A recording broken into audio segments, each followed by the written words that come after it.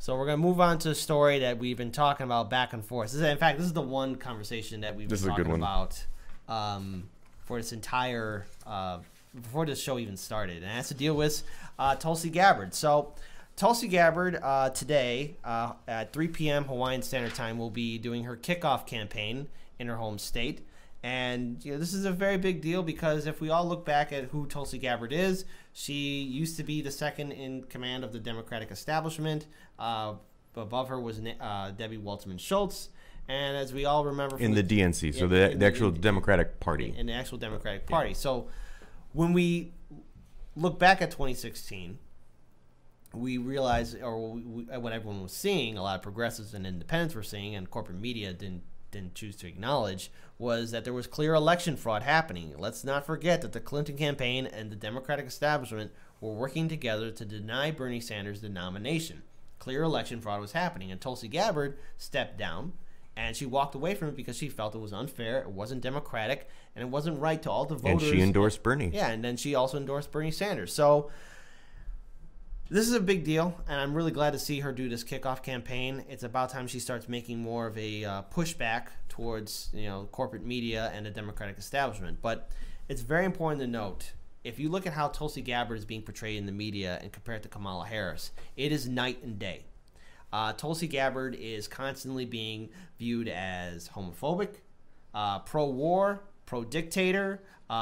She met with President Trump. She met with Bashar al-Assad. She has been critical of the Democratic Party, or more particularly the Democratic establishment, and corporate media has been having a field day. If you even type up Tulsi Gabbard, you're going to see nothing but constant negative articles. Now, like I said, it is very important to be critical of all these political candidates.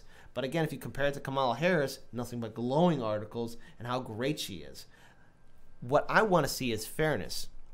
And if there's one thing I would have to ask from Tulsi Gabbard is, now's the time for you to push back and control the narrative, because the way the corporate media is portraying you and your campaign is unfair, it's unjust, and they're ill-informing the American people about who you really are as a character and who you are as a political leader in our system that we have. And this is just a sign of just how bad things could get in 2020. If we thought 2016 was bad, where the Washington Post did 16 negative articles on Bernie Sanders, almost every single day now there's nothing but negative articles about Tulsi Gabbard. And they're just nitpicking at every single thing that she apparently has done wrong to the establishment. And look, I just want to just mention two articles that I have in front of me. And then, Paul, there's an article that I shared with you, and it has gotten your blood boiling. So I'm just going to give it to you. I'm ready to talk about it. So I know you want to talk about it. So look, first and foremost, Politico did an article on how the Tulsi Gabbard campaign is in complete disarray, and how, apparently her volunteers are just going back and forth and working double time just to try and get her campaign off the ground, and how her recent gaffes, I guess, or gaffes, I should air quotes, yeah, gaffes. air quotes, like how her past, how her involvement with her father, and also her views on getting U.S. troops out of Syria and other foreign areas. Her meeting with President Trump, her meeting with Bashar al-Assad. And it's just like they keep on nitpicking, and they're saying how it's crippling her campaign. And then they also say how a lot of people are not wanting to support Tulsi Gabbard. And then you have another article that's by Vanity Fair that compares Tulsi Gabbard, get this, to Dr. Jill Stein of the Green Party. And it's titled, "Is Tulsi Gabbard the Jill Stein of 2020?" Now, look, Dr. Jill Stein is part of the Green Party. Tulsi Gabbard is part of the Democratic Party. It's really, really odd to compare those two because they're part of two different political parties. And more importantly, I don't remember seeing Jill Stein in any of the primary debates in 2016 between Senator Bernie Sanders and Secretary Hillary Clinton. It's almost like if you're a member of a third party, you don't participate in the Democratic Party primary debates. Yeah, and I'm just going to, and again, you guys check out in fact, type in Tulsi Gabbard on Google or any other search engine, and you're going to see nothing but negative articles, and I can guarantee you this, you're going to find the article that says, "Is Tulsi Gabbard the Jill Stein of 2020?" I'm just going to read you guys the end quote here. "Liberals think she is too conservative, conservatives think she is too liberal, and just about everyone thinks her coziness with Bashar al-Assad is disturbing. That doesn't leave many constituents in Gabbard's corner, except for perhaps RT America." Now, in regards for any kind of slight praise or either that kind of covering Tulsi Gabbard in a fair light, there are very few media outlets that are actually talking about her and her policies and who she is as a political leader and as well as her voting record. We have talked about her. Mikatsu Tsukatsu, that's by Nico House, Tim Black, RT America has, and even I would recommend this, check out the Joe Rogan podcast where he interviews Tulsi Gabbard. And if you compare that interview to the CNN interview with Kamala Harris, it is night and day, because at least with Tulsi Gabbard, you're getting a genuine interview and you actually see who she is as a person and as a politician and where she stands on issues. So again, the way the corporate media is just portraying Tulsi Gabbard, it's unfair, it's not right. And again, I got to say to her campaign, you have got to control the narrative before it's too late, and now's the time to push back. Take a page out of Alexandria Ocasio-Cortez's playbook and run with it. Don't let the media and the Democratic establishment tear your campaign down before it's too late. So, Paul, I'm going to give it to you because I know there's so much to talk about with this. There's a lot more to talk about. With regard to your article, calling her the Jill Stein, right, of the Democratic primary. I know, it's asinine. It's asinine, but they're trying to frame it as though she is the spoiler, right? She's gonna take people's votes away from the anointed candidate Kamala Harris. I think what Tulsi Gabbard really does is she's really the only really solid voice that is anti-imperialist, anti-interventionist, and against these foreign wars of regime change. She said as much in her announcement ad. Like, she practically opened with that she's against illegal foreign interventionist wars of regime change.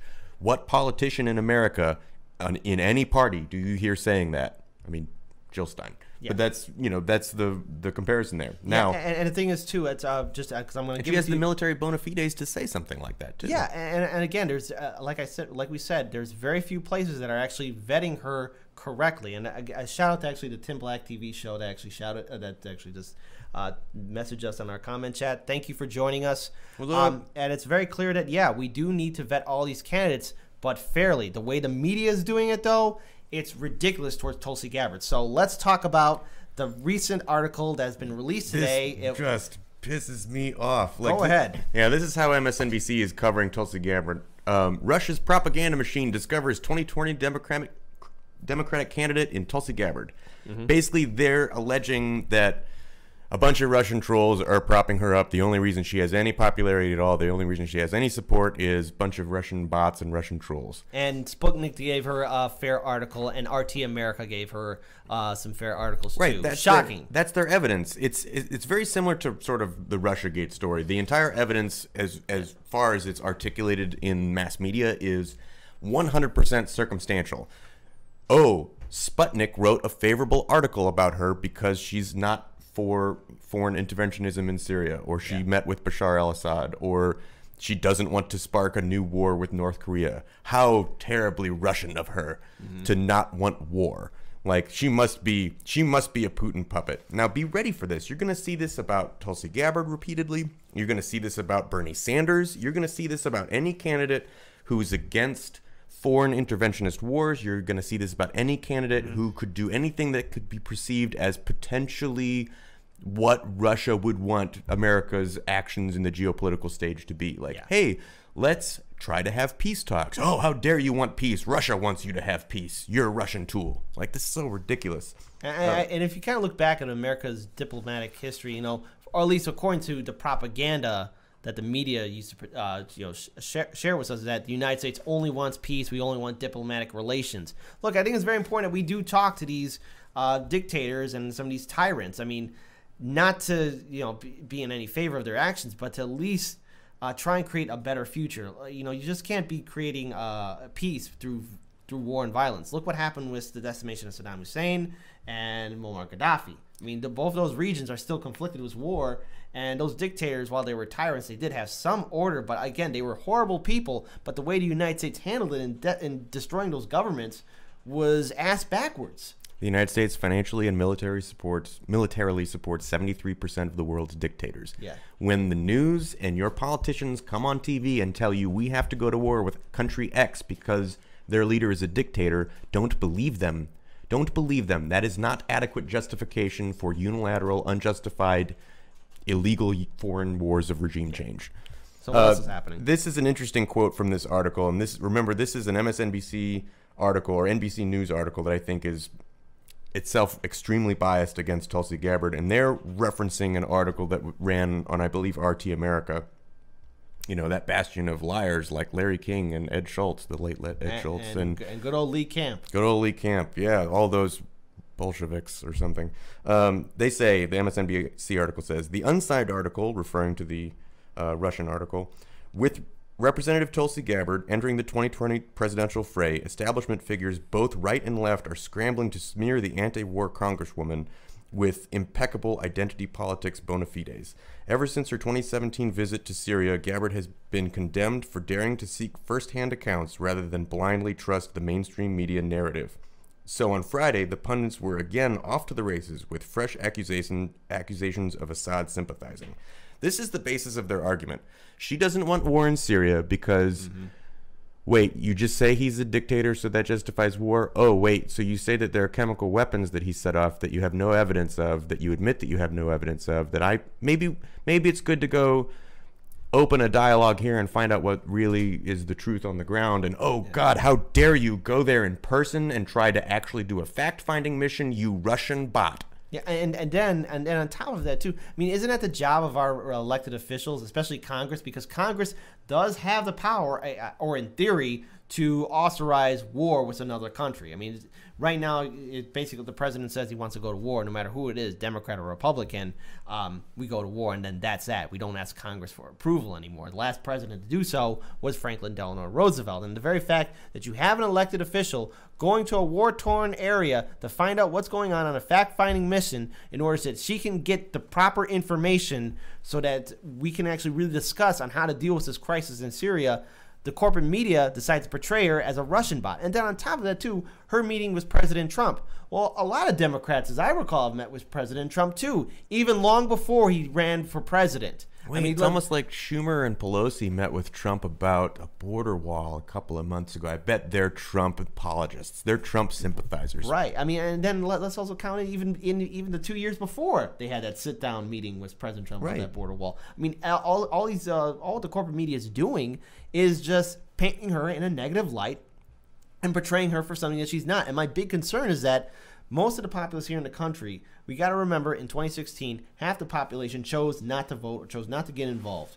because of the clear election fraud and because people didn't like the two candidates. So how many people are really going to either look at Tulsi Gabbard and cast her aside or not even research her or look at her background? Like I said, please check out some of these articles from RT America. Check out some of the posts from Tim Black, Nico House, our show as well. Please definitely support our show and check out our video coverage of Tulsi Gabbard. And also, again, that Joe Rogan podcast. I mean, if you compare that and then watch the CNN interview with Kamala Harris, it is night and day, which is why me and Daniel in the first hour were doing air quotes about the interview because it just seemed too polished and too nice. But with this article, again, that Paul's reading from, they're just tearing Tulsi Gabbard down for every single thing that she has done since President Trump has been in office, and even before then as well. So Tulsi Gabbard, to me, represents sort of the blind spot that the ideological left candidates have. Your social democrat candidates, your democratic socialists, your Bernie Sanders, your Elizabeth Warrens to some degree, and that is that she is, totally anti-war. She's a dove, which is great, and we don't have that enough in the Democratic Party, and she will force that conversation. And, establishment politicians, that's the last thing that they want. This is another thing from this NBC article that I found really disingenuous, and it's one of the things that tips the scale for me of like, this is your propaganda, right? You're claiming that Russia is propagandizing us, and this is you propagandizing us. This paragraph where they say, the language used to laud Gabbard is reminiscent of Russian media promotion of Jill Stein, the U.S. Green Party candidate for president in 2012 and 2016. Stein received favorable coverage from the same outlets and also benefited from Russian troll accounts. That is a story that I feel like was roundly debunked, has been roundly debunked repeatedly, but also, of course, Jill Stein got favorable coverage from outlets like RT and Sputnik. When you say, I think we should have peace in the Middle East and let's not commit, acts of imperialist warmongering on sovereign nations that happen to be allied with Russia, yeah, okay, can you blame them from giving that candidate favorable coverage? Right? Does that mean that that candidate then is, you know, in communication with a foreign government? Or, like, you haven't connected those dots, right? They have this policy position that you can agree with whether or not you're Russian or a Russian sympathizer.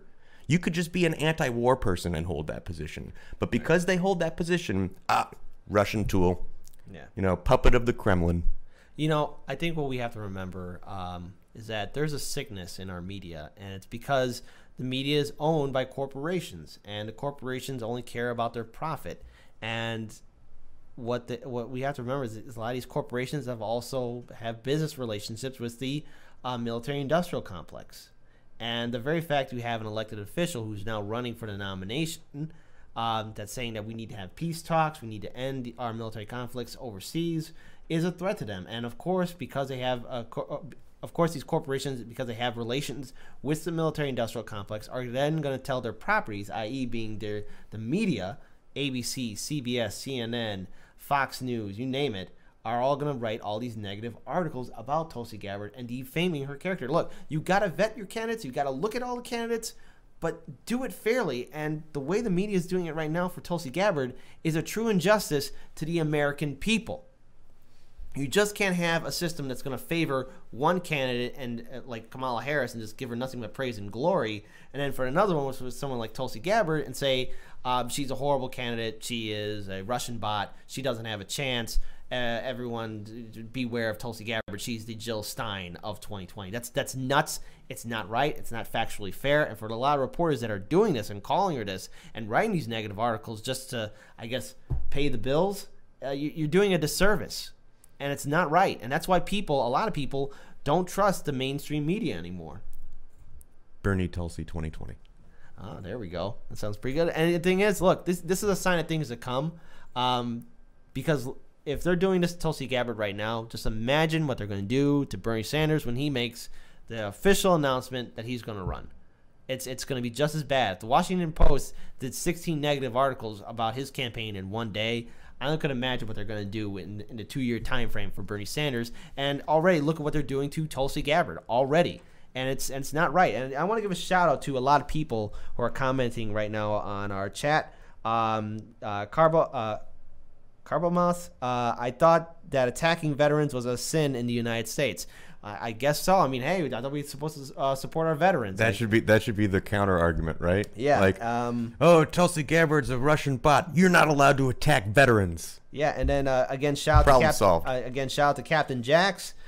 She met with Assad one time, the same time she done with Modi, and everyone is seeking things that isn't there. So bigoted and ignorant to think like that. That's true. Look, let's face it. You shouldn't be just attacking Tulsi Gabbard because she met with certain people. I mean, she's still the same person who she is, and she's still fighting for progressive policies and issues. And yeah, she's also going to be critical of the Democratic establishment. And it's very important that we really look at how she has criticized the establishment. I mean, it's quite clear that the DNC still hasn't learned anything from 2016. They're still primarying all the Democrats, especially progressive Democrats. They're doing it to Alexandria Ocasio-Cortez. They're doing it to Bernie Sanders. And surprise, surprise, Tulsi Gabbard is also being primaried in her state as well.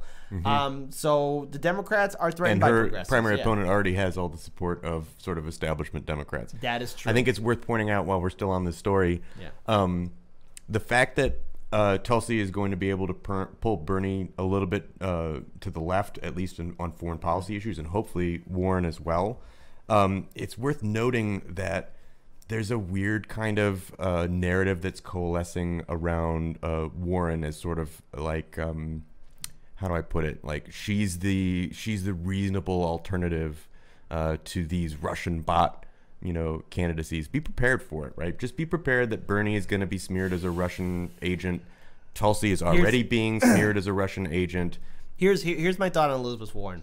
Look, she does have a strong voting record, quote unquote. I guess, quote unquote, and she might seem reasonable, but the thing is, I look at her like this.